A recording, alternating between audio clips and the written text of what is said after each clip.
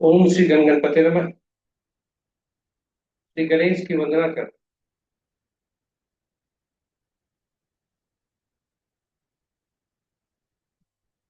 जिनके स्वामी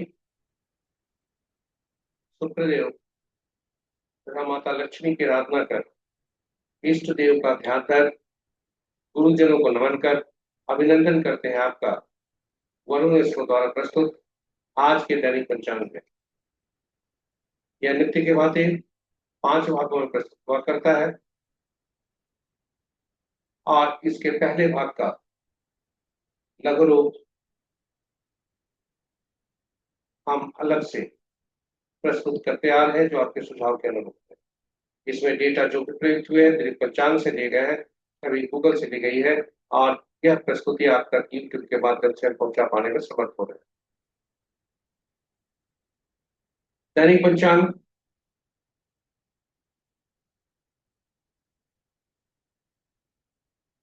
हम नित्य डेटा अपडेट कर आप तक ला रहे हैं। प्रयास हमारा सार्थक रह रहा है और आप तक पहुंच भी रहा है। आपसे सराहा भी जा रहा है और आपसे कई फीडबैक भी मिले, जिससे हम इसे और बेहतर बना रहे हैं। तो चलिए पंचांग की तरफ चलते हैं। पंचांग आम बोलचाल की भाषा में शुभ और अशुभ मुहूर्त जानने का एक माध्यम है, परंतु वास्तव में ऐसा नहीं। यह व्यक्ति के निर्णय क्षमता को सुदृढ़ करता है, प्रकृति और ब्रह्मांड की ऊर्जा के साथ संतुलन स्थापित करने में सहायक होता है, जिससे हमारे हम सबके जीवन में शांति, समृद्धि और सकारात्मकता का संचार होता है। अतः पंचांग का अनुसरण करके हम अपने जीवन को अधिक सफल और समृद्ध बना सकते हैं। तो चलिए पंचांग के जीवन में अहम भूमिका को देखते हुए पंचांग का हम सब अनुसरण करें और अपने जीवन में शांति, समृद्धि और सकारात्मकता का संचार सुनिश्चित करते हुए जीवन को अधिक सफल और समृद्ध बनाने में आगे बढ़े।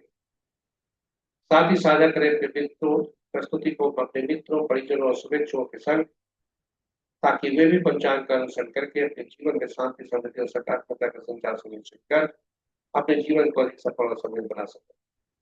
और इस प्रयास में, उनके इस प्रयास में हम सब एक माध्यम बनकर पुण्य के भागी बने। तो चलिए पंचांग के में जाने के पूर्व पंचांग की सूची जो हमारे पास 5 भागों में है उसको थोड़ा देखते हैं। यह 5 भागों में दैनिक पंचांग है। पहले भाग में पंचांग, मुहूर्त और ग्रहों के गोचर से संबंधित प्रस्तुति है और इसी के पहले भाग में कि पंचांग और मुहूर्त को लेकर हम लघु पंचांग बनाकर आपके समक्ष ला रहे हैं।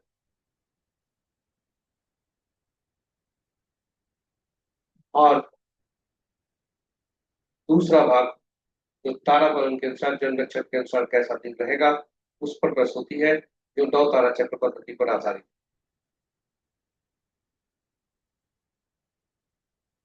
तीसरी प्रस्तुति जन्म राशि के अनुसार आज के दिन कैसा होने की संभावना। और चौथे भाग आज का चौघड़िया से संबंधित। चौघड़िया एक प्रकार का मुहूर्त है और उसी प्रकार उसी से संबंधित है। पांचवा भाग अंक ज्योतिष के अनुसार आज कैसा दिन रहने की संभावना है। तो चलते हैं हम पहले भाग में। आज का दिनांक 25 जुलाई 2025, माह श्रवण, पक्ष शुक्ल, शाका संवत 1947 विश्वसु, विक्रम संवत 2082 कलायुग और कलयुग का 5136वां वर्ष। आज का सूर्योदय 5:13 पर, सूर्यास्त 6:39 sunrise at 5:13 a.m. and sunset at 6:39 p.m. आज का दिशा शुभ पश्चिम है। फिर भी इस दिशा में यात्रा करने को बाध्यता हुई तो जौ खाकर या दूध का सेवन कर यात्रा में शुभता लाए। पंचांग के 5वां अंक वार शुक्रवार, तिथि देर रात्रि 11:22 तक प्रतिपदा जो नंदा तिथि के अंतर्गत आता है। उसके बाद द्वितीया जो भद्रा तिथि के अंतर्गत आता है। अब नक्षत्र अपराह्न 4 बजे तक पुष्य, उसके बाद अश्लेषा, योग प्रातः 7:28 तक वज्र, उसके बाद सिद्धि और करण दिन के 11:57 तक शुक्ल, उसके बाद देर रात्रि 11:57 तक पाओ और फिर पालो। महत्वपूर्ण मुहूर्त में ये रहे पंचांग के हमारे पांचों अंक। महत्वपूर्ण मुहूर्त में जाने के पूर्व भोलेनाथ को नमन कर भोलेनाथ का वास देखते हैं। जब तक प्रतिपदा पक्ष का होता है तब तक वे शमशान में है, जो कि अशुभ है। उसके बाद वे गौरी के सानिध्य में है, जो कि शुभ है। महत्वपूर्ण मुहूर्त में अभिजीत मुहूर्त दिन के 11:29 से 12:23 अपराह्न तक। अमृत काल प्रातः 9:48 से 11:21 तक। विजय मुहूर्त अपराह्न 2:10 से 3:04 तक। गोधूली बेला संध्या 6:39 से 7 बजे तक। और निशिता मुहूर्त देर रात्रि 11:35 से मध्य रात्रि 0:17 तक। रात्रि में किए जाने वाले पूजा पाठ, जब तक साधना, तंत्र मंत्र आदि के लिए निशिता मुहूर्त श्रेष्ठ हुआ करते हैं। अशुभ मुहूर्त में राहु काल दिन के 10:15 से 11:56 दिन तक। गुलिक काल प्रातः 6:53 से 8:34 तक। यमगंड अपराह्न 3:17 से 4:58 तक। वज्र मुहूर्त कल भोर में 4:44 से 6:19 तक। और गंडमूल अपराह्न 4 बजे से कल के सूर्योदय तक। तो ये रहे महत्वपूर्ण शुभ और अशुभ मुहूर्त। ग्रहों की आकाशीय स्थिति को यदि देखें तो अंश के अनुसार सूर्यदेव, चंद्रदेव, बुधदेव, बृहस्पति देव और शनि देव ये शक्तिशाली ग्रह है। मंगल देव और शुक्र देव राशि परिवर्तन करने वाले हैं, इसलिए ये कमजोर अवस्था में है। चंद्रदेव आज अस्त में है और अपनी राशि में है। वहीं बकरी और अस्त बुधदेव है और ये चंद्रदेव की राशि में। शुक्रदेव भी अपनी ही राशि में है और अपने नक्षत्र में मंगल के नक्षत्र में। शनिदेव अपने ही नक्षत्र में है। इस प्रकार यदि हम ग्रहों की स्थिति को देखें, शनिदेव बकरी भी है। तो मित्र राशि में 3 ग्रह, शत्रु राशि में 2 ग्रह, सम राशि में 2 ग्रह, स्वराशि में 2 ग्रह है। चंद्रदेव की राशि में सबसे ज्यादा ग्रह 3 ग्रह है। सूर्यदेव की राशि में 2 ग्रह है। मंगल की राशि में कोई भी ग्रह नहीं है और शेष ग्रहों की राशि में एक ग्रह है। नक्षत्र के अनुसार मित्र नक्षत्र में 3 ग्रह है, शत्रु नक्षत्र में 1 ग्रह है, सम नक्षत्र में 3 ग्रह है और स्व नक्षत्र में 2 ग्रह है। स्व राशि में जो 2 ग्रह हैं वे हैं चंद्रदेव और शुक्रदेव। और स्व नक्षत्र में जो ग्रह हैं वे हैं बुधदेव और शनिदेव।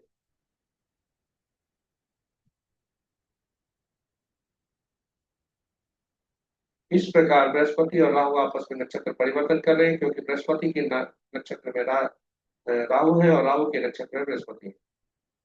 शनिदेव के नक्षत्र में 3 ग्रह हैं। केतु और चंद्र के नक्षत्र में कोई ग्रह नहीं है और शेष ग्रहों के नक्षत्र में एक एक ग्रह है। तो ये रहे हमारे पंचांग के पहले भाग की प्रस्तुति। और इसके पहले के हम दूसरे भाग में आपको ले चले ग्रहों की आकाशीय स्थिति को, शेष ग्रह जो उनका गोचर होना है उनकी स्थिति को देखते हैं। तो शुक्रदेव कल 26 जुलाई को 9 बजे 3 में वे राशि परिवर्तन करेंगे। मंगल देव 28 जुलाई को राशि परिवर्तन करेंगे।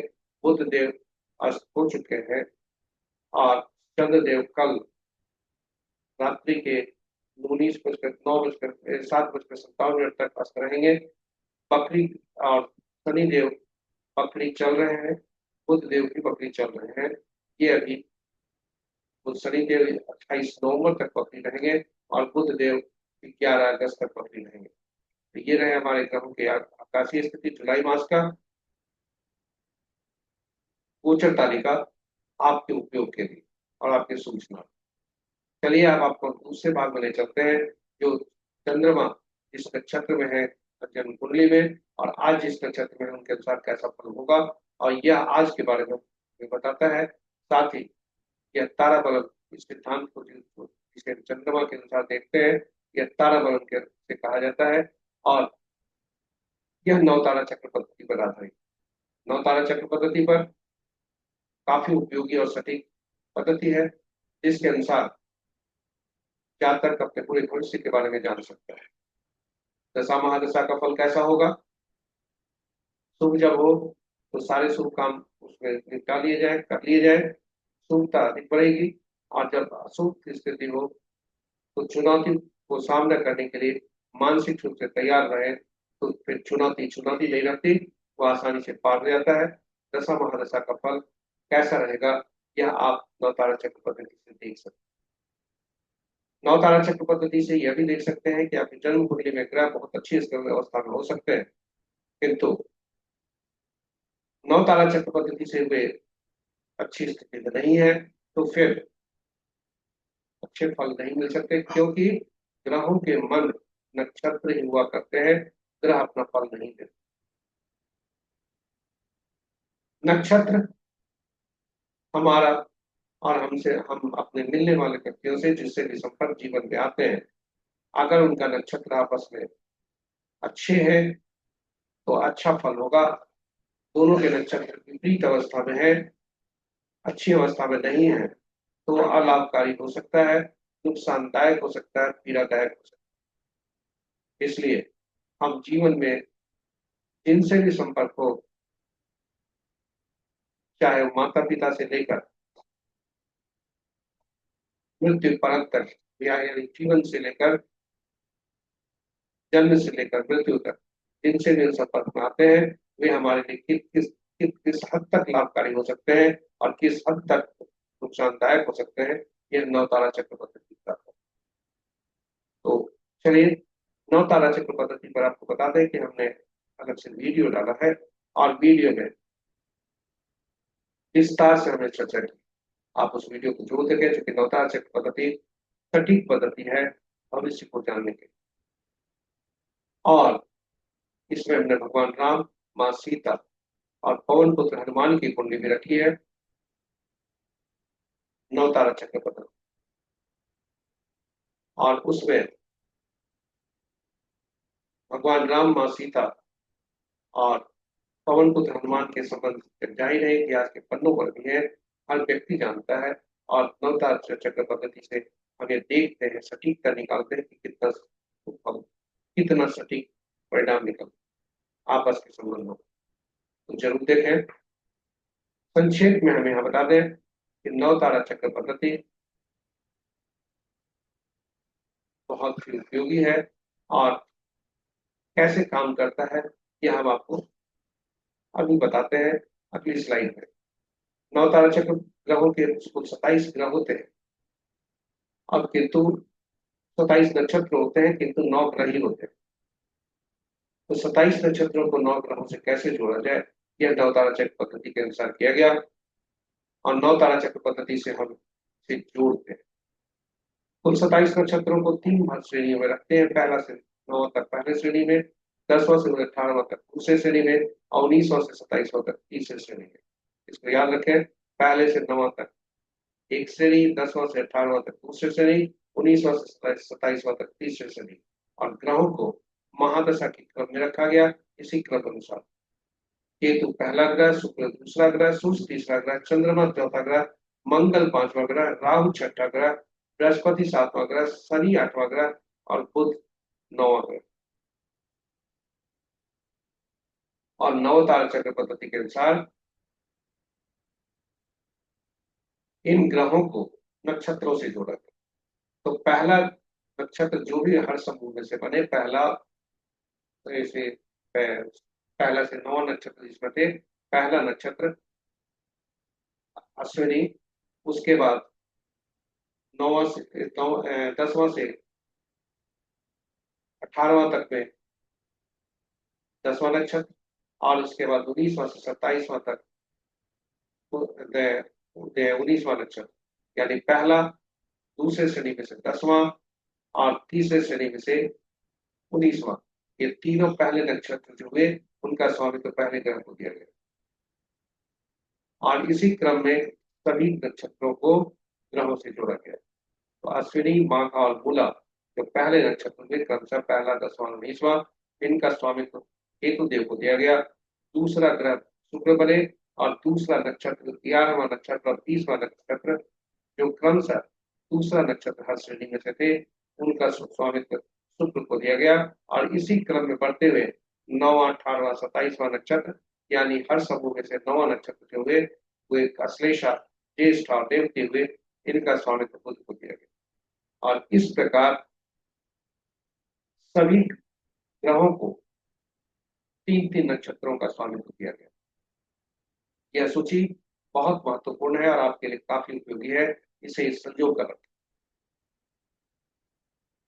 अब हम आगे चलते हैं, परिणाम कैसे निकलते हैं, जो कि आपके लिए बहुत ही उपयोगी है और बहुत ही महत्वपूर्ण है। नवतारा चक्र पद्धति का यही 2 सार है। पहला, नक्षत्रों को ग्रहों से जोड़ना, और दूसरा, फलित देखना। तो जन्म पत्रिका में चंद्रमा जिस नक्षत्र में होते हैं, उनके स्वामी जो होते हैं वो पहला ग्रह होता है। पुनः बता दें, जन्म पत्रिका में चंद्रमा जिस नक्षत्र में होते हैं, उनके जो स्वामी होते हैं वे पहला ग्रह, और गणना वहीं से आरंभ होती है। पहला ग्रह मिश्रित फल देते हैं, सुख और दुख दोनों देते हैं। माँ के गर्भ से बच्चा निकलता है जो तकलीफ ही होती है, क्योंकि इससे जगह आरामदायक जगह कहीं नहीं दुनिया। अब दुनिया की झमेलों से उसे लड़ना है। तो पहला ग्रह मिश्रित फल, दूसरा, चौथा, छठा, 8वां, 9वां ग्रह। पहला ग्रह से गिनती के वहीं से शुरू किए, जो जन्म पत्रिका में चंद्रमा जिस नक्षत्र में उसके नक्षत्र स्वामी जो ग्रह बने वे पहला ग्रह बने, और वहीं से गिनती आरंभ होती है। वहां से दूसरा, चौथा, छठा, 8वां, 9वां ग्रह जो बने वे शुभ फलदायी होते। वहीं तीसरा, 5वां, 7वां ग्रह जो बनते हैं वे समस्या देते हैं, परेशानी देते हैं, पीड़ा देते हैं, बाधा देते हैं, अन्य तरह के अशुभ परिणाम देते हैं। इसलिए ये अशुभकारी हो, और इनके अशुभ का अशुभता की मात्रा जैसे जैसे संख्या बढ़ती है, यानी पहला से ज्यादा तीसरा में, तीसरा ज्यादा 5वां में, और 5वां ज्यादा 7वां, ये उनके अशुभता की मात्रा होती है। 7वां सबसे ज्यादा पीड़ादायक होता है, नैथन इसे कहा भी जाता है, क्योंकि मृत्यु तुल्य कष्ट भी हो सकते हैं, मृत्यु भी हो सकती है। तो ये रहे नौ तारा चक्र पद्धति पर कैसे काम करती है, विस्तार से हमारे प्रस्तुति में जो यूट्यूब पर पोस्ट हमने रखा है वह आपके लिए विस्तार से। अब चलते हैं, हमने पहले भी कहा था, नौ तारा चक्र पद्धति से भविष्य देखते हैं, और चंद्रमा जो तारा बलम है, चंद्रमा आज जिस नक्षत्र में है और जन्म कुंडली में जिस नक्षत्र में है, इन दोनों का ताल मिलकर आज के बारे में देखते, और आज का मुहूर्त के बारे में इसी मुहूर्त में निकलता है कि आज का दिन कैसा होगा, मुहूर्त कैसा होगा। तो चलते हैं आज के गोचर को देख। आज चंद्रमा पहले भाग में ये पुष्य नक्षत्र से गोचर कर रहे हैं, जो संध्या 4 बजे तक रहेंगे। उसके बाद अश्लेषा नक्षत्र में जाएंगे, जो संध्या 4 बजे के पश्चात करें। तो हम आइए एरोज मार्ग से देखते हैं कि यदि जातक का जन्म भरनी, पूर्वा फाल्गुनी या पूर्वाषाढ़ नक्षत्र में हुआ है, तो पहला भाग ज्यादा पीड़ादायक हो सकता है, सावधान रहने की आवश्यकता है, और दूसरा भाग शुभता के संकेत दे रहे।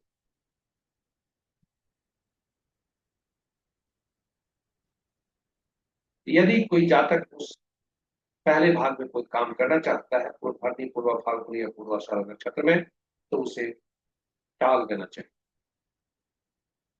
क्योंकि शुभ फल उस अवधि में उम्मीद नहीं की जा सकती।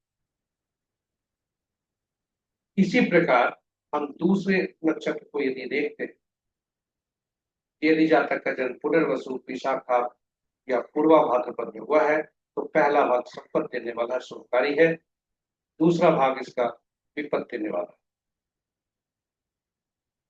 और इसी तरह से हम सभी जन्म पत्रिका के जो भी चंद्रमा जिस ग्रह में आपके हैं, हम इससे आज देख सकते हैं, आप भी देख सकते हैं अपने जन्म पत्रिका में चंद्रमा जिस नक्षत्र में है, या परिजनों के उनका फल कैसा है।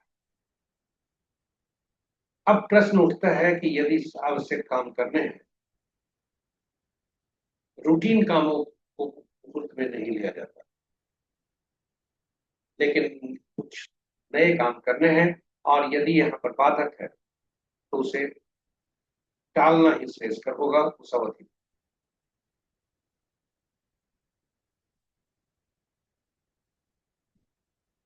कई लोगों का सुझाव आया कि यदि हम अशुभ परिस्थिति में हैं, आज का दिन अशुभ परिस्थिति है, लेकिन हमें कुछ शुभ का उसी समय हमको करने का, तो परिहार क्या है, उपाय क्या है,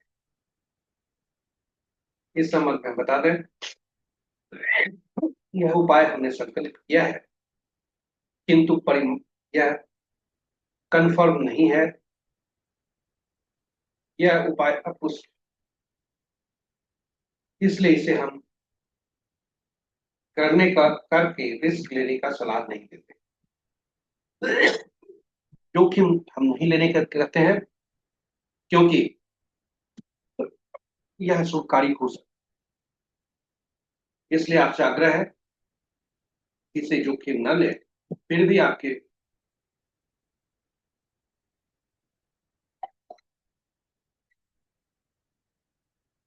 लिए बता दें कि अगर यदि चंद्र तारा में नक्षत्र बढ़ रहा है आज का, तो पीला कद्दू पत्ते वाली सब्जी का दान कर सकते हैं। विपत में हो तो गुड़ का दान कर सकते हैं। प्रत्ययी में हो तो नमक का दान कर सकते हैं। नैर्धन्य हो तो पुनः यहाँ भी बताया जाता है कि मुल्क को त्यागिए। मजबूरी हुई तो तिल से स्वर्ण का दान। आप समझ सकते हैं कितना खराब होता है नैर्धन्य। हम फिर भी कहते हैं कि यदि आपका आज के तारा जो है आपका शुभ नहीं है, तो कृपया नए काम को आरंभ न करें, जोखिम न लें।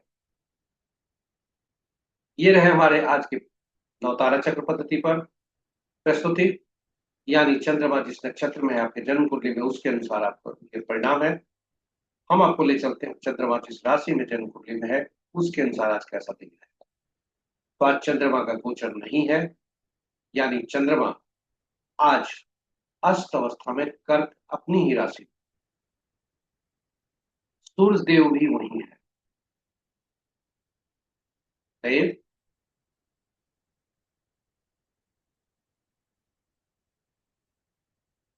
चंद्रमा कमजोर अवस्था। तो इस पद्धति को, जो चंद्रमा की राशि के अनुसार हम देखते हैं, इस पद्धति को चंद्र बलम कहते हैं। और आज के दिन के अनुसार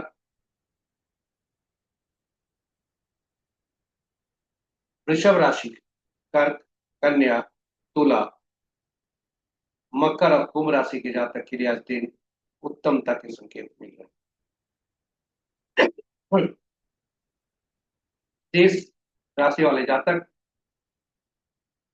मिथुन, वृश्चिक और मीन राशि वाले जातक, यह शुभता कम है, इस देव का ध्यान रख करें और कुछ उसमें शुभता लाने का प्रयास करें।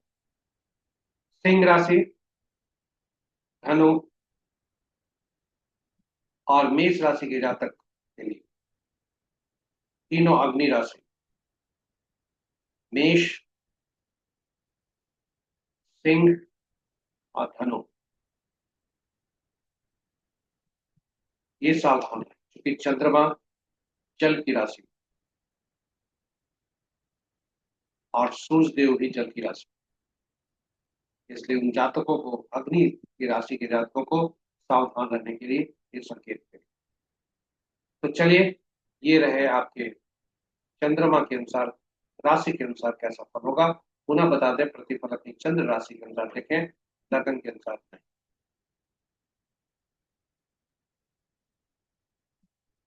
अब हम आपको ले चलते हैं आज का चौघड़िया कैसा। चौघड़िया एक प्रकार का मुहूर्त है जो शुभ और अशुभ समय दर्शाता है, अवधि बताता है शुभ और अशुभ काल का। किसी भी शुभ काम को करने के लिए इसका उपयोग किया जाता है, चाहे वह कार्य पूजा पाठ से संबंधित हो या कोई ऐसा कार्य जो हम पहली बार करने जा रहे हैं। यदि कोई जातक उचित मुहूर्त नहीं देखना चाहता हो, या नहीं देख पाया हो तो किसी भी शुभ को काम को करने के लिए कम से कम चौघड़िया जरूर देख। और चौघड़िया की उपयोगिता काफी अधिक है आज के संदर्भ में, इसलिए हमने चौघड़िया की उपयोगिता पर हिंदी और अंग्रेजी में अलग अलग वीडियो डाला है। हिंदी में चौघड़िया की उपयोगिता और अंग्रेजी में यूटिलिटी ऑफ चौघड़िया।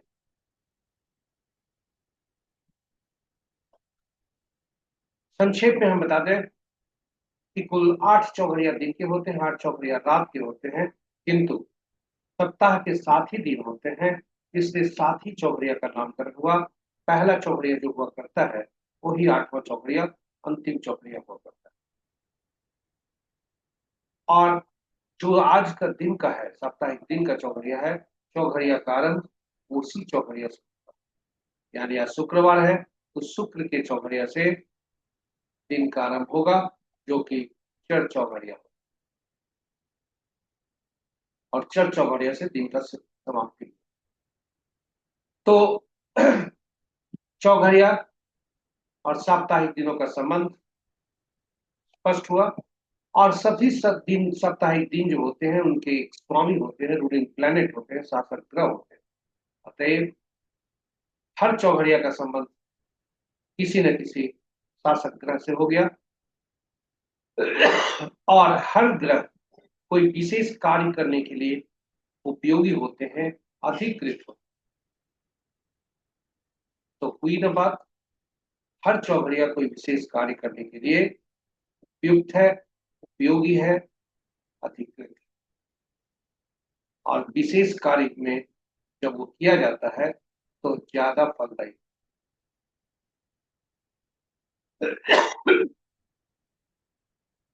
इसलिए उस चौघड़िया को की उपयोगिता ज्यादा हो जाती।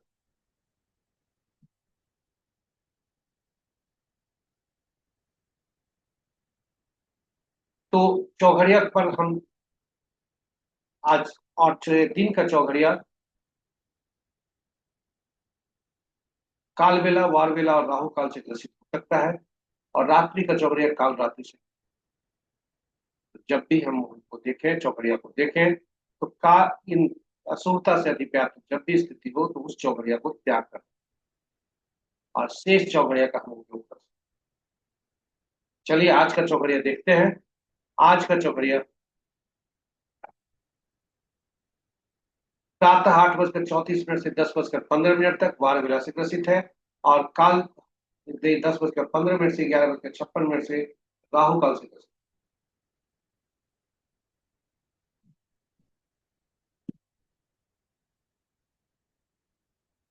वहीं रात्रि का चौघड़िया रात्रि के 9:18 से 10:37 तक काल रात्रि से ग्रसित है।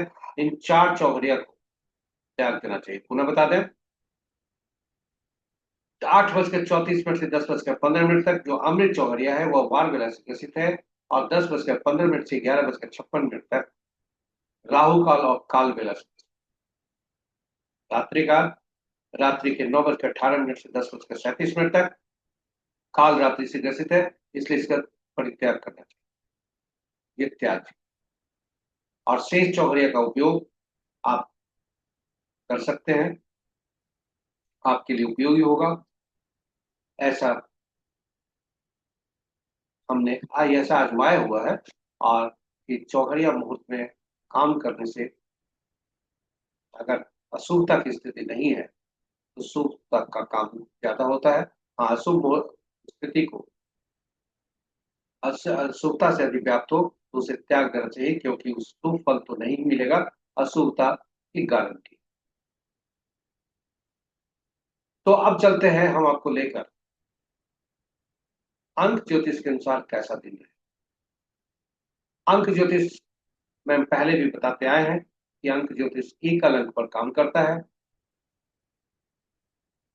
और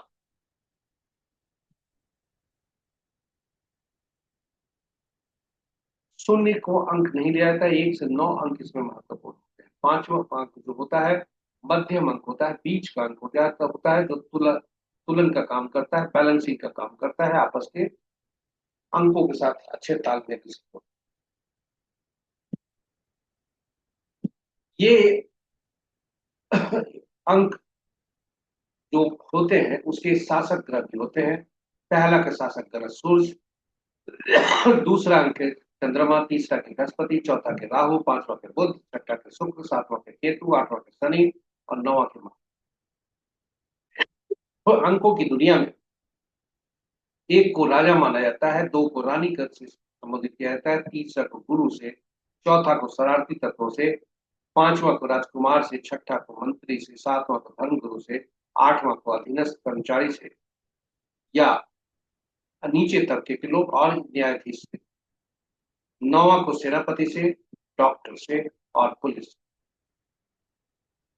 ये अंकों को के विभिन्न नाम हैं। अब संबंध आपस में भी देख सकते हैं, राजा का रानी के साथ संबंध कैसा होगा, राजा का गुरु के साथ संबंध कैसा होगा, वहीं रानी का शरारती तत्व के साथ कैसा संबंध होगा।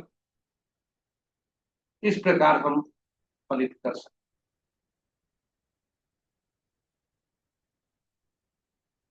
हम आकलन कर सकते हैं कि कैसे संबंध हो।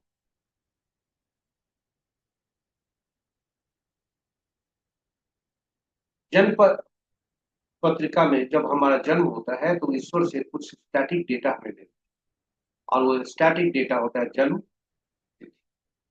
जन्म तिथि से निकलने वाले कुछ अंक होते हैं, वह होते हैं ड्राइवर, जो जन्म तिथि के पहले भाग का यानी तिथि का योग होता है एकल अंक में, और उसका तिथि माह और वर्ष को तीनों को जब जोड़ देते हैं और एकल अंक पर परिवर्तित करते हैं तो उसे कंडक्टर कहते हैं, भाग्यांक कहते हैं। साथ साथ में एंजल नंबर होता है जो अंक को वर्ष को जोड़ते हैं, वर्ष को जोड़कर एकल अंक बनाकर पुरुष के लिए 11 से उसमें घटाते हैं, 11 से, और महिला के लिए 4 उसमें जोड़ देते हैं। तो यह है एंजल नंबर। ये जो डेटा हुए 6 डेटा, ये स्टैटिक होते हैं, स्थिर होते हैं। बाकी जो डेटा होते हैं वो डायनेमिक होते हैं, बदलते रहते हैं। पहला जो डायनेमिक डेटा हमें मिलता है जन्म के बाद, वह नाम के रूप में मिलता है और उसका भी अंकीय मूल्य होता है, और वह हमें ऊर्जा देता है। सबसे ज्यादा ऊर्जा नाम देता है। तो हमें अंकों की दुनिया में शब्द जब भी हमें मिले तो उन शब्दों को या एक से ज्यादा अंक जब भी मिले तो उनमें प्रयुक्त हुए अंकों को जोड़कर एकल अंक में परिवर्तित करें। तो अंकों की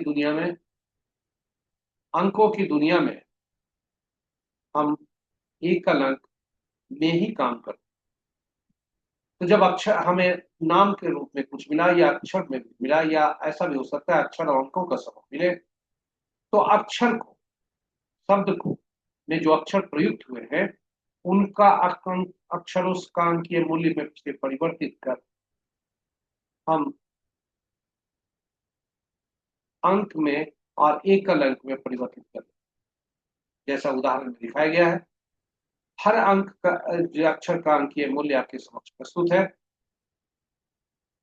और उदाहरण स्वरूप हमने एक नाम को लिया है और उस नाम को जोड़ दिया, पहले अक्षरों के उसके अंकीय मूल्य से परिवर्तित कर फिर उस अंकों को जोड़कर एकल अंक में परिवर्तित कर लिया, जिसे हम नामांक हो। यदि नाम से ये संबंधित है तो नामांक होगा, शहर से यदि संबंधित है तो शहर का अंक होगा, आदि आदि। गाड़ी संख्या का भी अंक होता है। तो हम आगे से सीखेंगे कि कौन से अंक को लेना चाहिए गाड़ी की संख्या पे, कौन सा त्यागना चाहिए। तो जो साधारण ऊर्जा देते हैं उस अंकों को त्यागना चाहिए, जो ज्यादा ऊर्जा देते हैं उस अंक को पकड़। उदाहरण स्वरूप गाड़ी के मूल्य को अगर देखें, अंतिम 4 अंक यह ज्यादा महत्वपूर्ण होते हैं क्योंकि यह ज्यादा ऊर्जा देते हैं, ये हमारे लिए महत्वपूर्ण होता है। अगर गाड़ी के पहले भाग को देखें तो पूरे राज्य के लिए एप्लीकेबल है, उसके बाद शहर के लिए एप्लीकेबल है, उसके बाद अल्फा कोड है जो कुछ लोगों के लिए है, और फिर हमारा उसी तरह मोबाइल का भी योग हम लेते हैं, पूरे अंकों का योग लेते हैं, और जब उसे तोड़ कर उपयोग करते हैं तो अंतिम 4 अंक महत्वपूर्ण, हम उसको आगे सीखेंगे। आज इतना ही। अब आपको हम ले चलते हैं आज के अंक ज्योतिष के अनुसार। हाँ, एक बताया था कि अंक, जब हम कोई भी अंक, कौन से अंक दुश्मन होते हैं ये जानना जरूरी। बाकी अंक जो बचे या तो दोस्त होंगे या तटस्थ होंगे। तो नाम हमारा जब भी हो, अगर मूलांक या भाग्यांक हमारा जो दर्शाया गया अंक है 1 से 9 तक वह होता है, तो हमारा जो नामांक है इन अंकों पर नहीं जाना चाहिए, यह सुनिश्चित करना चाहिए। क्योंकि यदि नामांक हमारे इस पर जाते हैं तो यह हमें गलत ऊर्जा देते हैं, अंकों को असंतुलित करते हैं, परेशानियां बढ़ती हैं।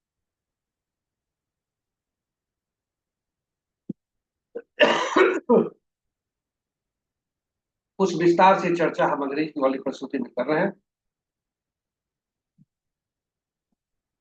तब तक के लिए इतना ही। और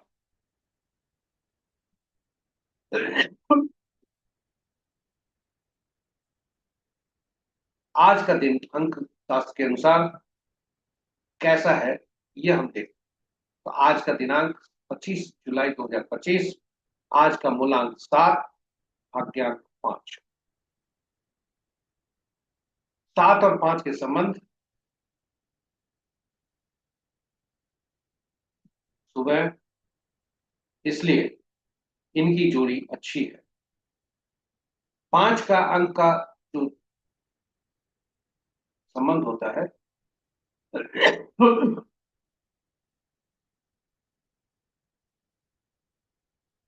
ये सभी अंकों के साथ संतुलित होते हैं, इसलिए किसी अंक के साथ कोई कहीं परेशानी की बात नहीं है। हाँ, 9वां अंक जो होता है उसके साथ ये तटस्थ है।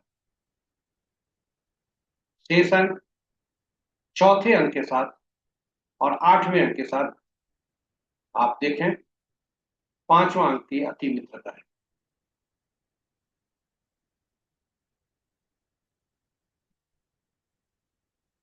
4-8 का कॉम्बिनेशन यदि होता है किसी जातक का तो परेशानी भरा समय होता है, कि 4-8 आपस में,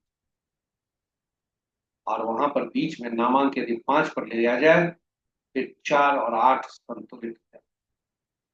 क्योंकि 5 अंक 4 के लिए भी बहुत अच्छे हैं और 8 के लिए भी बहुत अच्छे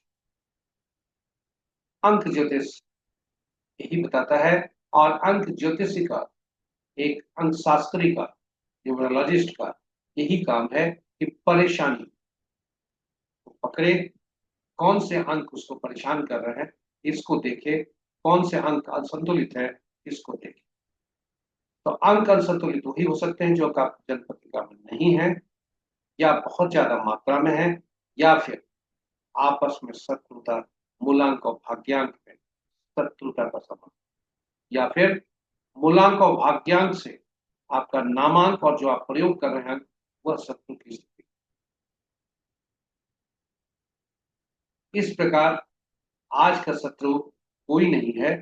चलिए, आज का दिन बहुत अच्छा है, शुक्रवार का दिन भी है और 7 अंक भी आ रहे हैं।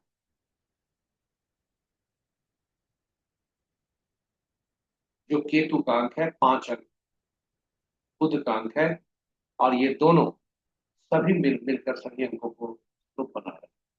तो 5 अंक ये बल्ले बल्ले, सभी अंक के साथ अच्छी संबंध।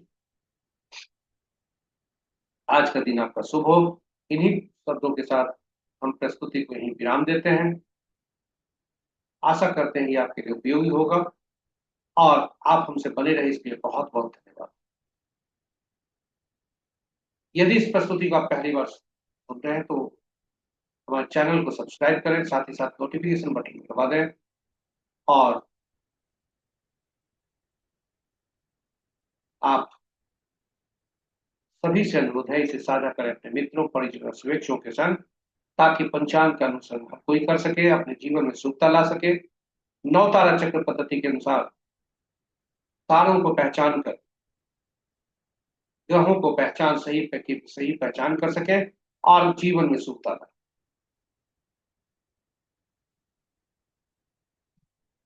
उसके बाद